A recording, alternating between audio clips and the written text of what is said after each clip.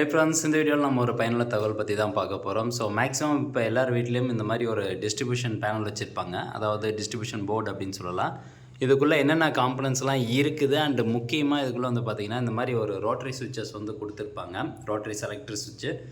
இந்த சுவிட்ச் எதுக்காக கொடுத்துருக்காங்க அப்படிங்கிற ஃபங்க்ஷன் வந்து மோஸ்ட்லி நிறைய பேருக்கு தெரியாமல் இருக்குது. இதனால் வந்து அவங்க வீட்டில் பவர் ஃபெயிலியர் எதனா ஒரு ஃபேஸ் வந்து பவர் அவுட் ஆகும்போது ஸோ ஃபுல்லாக கரண்ட் எல்லாமே இருக்கிறாங்க.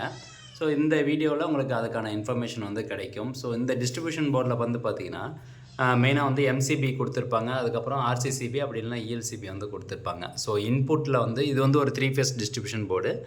R phase, Y phase, B phase அந்த மாதிரி 3 ஃபேஸ் வந்து இருக்கும். ஸோ இது வந்து இன்புட்டு ஆர்சிசிபி.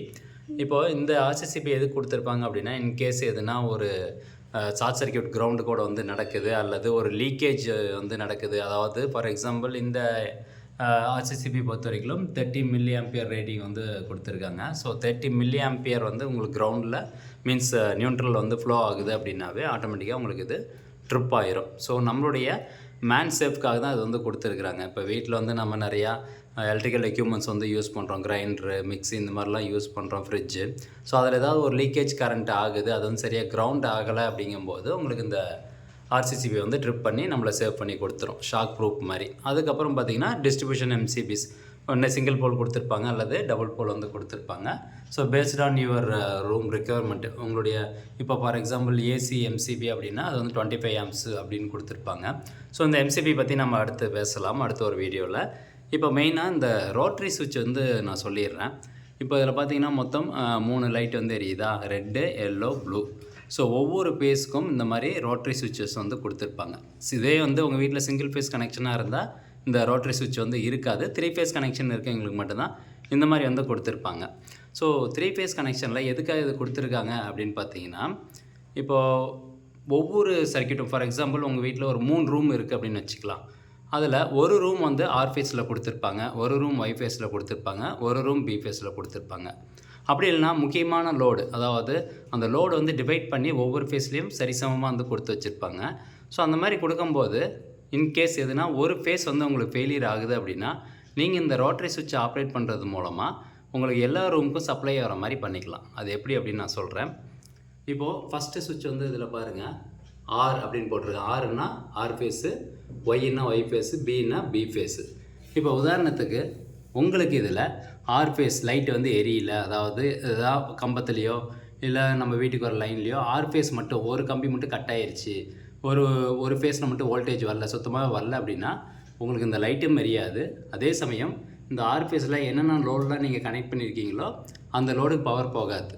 ஸோ இப்போ இந்த செலக்டர் சுவிட்ச் எல்லாமே ஆர் ஃபேஸ்லேயே இருக்குது அப்படிங்கும்போது ஆர் ஃபேஸ் உங்களுக்கு ஃபெயிலியர் ஆயிடுச்சு அப்படின்னா எந்த ரூமுக்குமே பவர் இருக்காது. ஸோ அந்த சமயத்தில் நீங்கள் என்ன பண்ணணும் அப்படின்னு சொல்கிறேன். இப்போது உதாரணத்துக்கு ஆர் ஃபேஸில் பவர் இல்லை அப்படின்னு வச்சுக்கலாம். ஆனால் இந்த ஆர் ஃபேஸில் கனெக்ட் ஆகிருக்கிற அந்த சர்க்யூட்டுக்கு வந்து பவர் நம்ம கொடுக்கணும் அப்படின்னா ஒய் அண்ட் பியில் பவர் இருக்குது அப்படின்னு வச்சுக்கலாம். அப்போ அந்த ஃபஸ்ட்டு செலக்டர் சுவிட்ச் இருக்குது பார்த்தீங்களா, இதை வந்து ஒய் ஃபேஸ் கிட்ட திருப்பணும். ஸோ இங்கே பாருங்கள், இப்படி ஒய் ஃபேஸ் கிட்ட வந்து திருப்பினா இந்த ஒய் ஃபேஸோட பவர் வந்து ஆர் ஃபேஸில் எந்தெந்த சர்க்யூட்லாம் கனெக்ட் பண்ணியிருக்கீங்களோ அதுக்கு எக்ஸ்டெண்ட் ஆகிக்கும். அதுவே வந்து இப்போ உதாரணத்துக்கு ஆர் ஒய் 2 ஃபேஸ்லேயுமே பவர் இல்லை அப்படின்னா இந்த 3 சுவிட்சும் உங்களுக்கு எப்படி இருக்குன்னா இந்த பிக்கு நேராக வந்து திருப்பி வச்சிடணும். ஒரு ஏரோ மார்க் கொடுத்துருப்பாங்க. ஸோ இந்த பிக்கு நேராக நம்ம திருப்பி வச்சிட்டோம் அப்படின்னா 3 ஃபேஸ்லேயும் உங்களுக்கு பி ஃபேஸுடைய பவர் சப்ளை ஃப்ளோ ஆக ஆரம்பிச்சிடும்.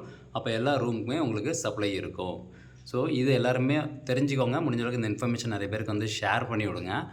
இப்போ உதாரணத்துக்கு பி ஃபேஸ் மட்டும் இல்லை அப்படின்னா இந்த ரோட்டரி சுவிட்ச் நான் பியில் வச்சுருக்கேன். பி ஃபேஸில் பவர் இல்லை, ஆனால் ஆர் ஒயில் வந்து பவர் இருக்குது. அப்போது நீங்கள் எய்தர் இந்த சுவிட்சை வந்து ஒயில் வச்சாலும் இந்த சர்க்யூட்டுக்கு பவர் எக்ஸ்டெண்ட் ஆகிக்கும், அல்லது இந்த சுவிட்சை ஆரில் வச்சாலும் இதில் கனெக்ட் ஆகிருக்க சர்க்யூட்டுக்கு பவர் எக்ஸ்டெண்ட் ஆகிக்கும். ஸோ சிம்பிள் கான்செப்ட் தான். எந்த ஃபேஸில் பவர் இருக்கோ அதுக்கு நேராக அந்த ஃபேஸுக்கு நேராக இந்த சுவிட்சை திருப்பி விட்டிங்கன்னா உங்களுக்கு எல்லா ரூமுக்கும் பவர் எக்ஸ்டெண்ட் ஆகிரும். ஓகே ஃப்ரெண்ட்ஸ், கண்டிப்பாக இந்த தகவல் உங்களுக்கு பயனுள்ளதாக இருக்கும் அப்படின்னு நினைக்கிறேன். மீண்டும் அடுத்த ஒரு நல்ல பதிவில் சந்திக்கலாம். நன்றி, வணக்கம்.